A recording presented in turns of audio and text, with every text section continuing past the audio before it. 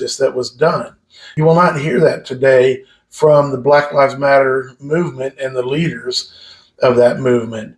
They want to do away with the Declaration of Independence and the Constitution of the United States, claiming that it is racist and bigoted, especially because it was written by white people. But they couldn't be further from the truth. The reason they want to get rid of it and do away with it is because they want to institute more socialist and communist type ideals. And those would stand in the way. But it is those things, it is that Constitution and the Declaration of Independence that brought about the change that was wrong and from its very inception, that change of slavery. And I'm talking about the where it says that all men are created equal. And that includes people of color, of all different colors.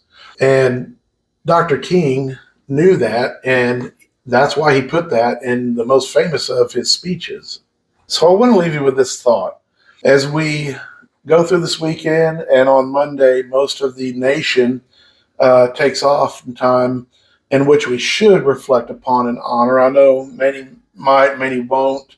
As I talked about before, the BLM, they'll give maybe some false words, but in the end, they want to get rid of this kind of hopeful speech that Dr. King used during his entire fight for civil rights.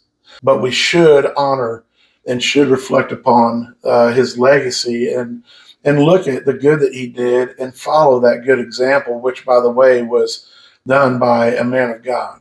Let's reflect upon that, and I want to encourage the hope that is still there. There's a lot of civil discourse. There's a lot of uncivil discourse today. And it more and more in a country that used to be very solid and certain, it just seems a little bit less certain these days because so many people are forgetting where we came from. So many people are forgetting how we were able to change things for the better, the right way, and in a good way. And people who sacrifice so dearly for those things. I just want to encourage you to choose hope and to choose coming together and choose getting rid of hate and getting rid of discrimination versus transferring it from one place to another. I really want to encourage you to look at those things, meditate on that, think about it.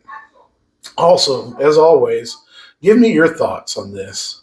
Let me know what you think. And yes, even those who disagree with me, please, by all means, let me know. And until our next time, I just want to let you know and encourage you to find out how you can serve, as always. This is the Call to Serve podcast, and that's what it's about. Dr. King served. He served in a huge way.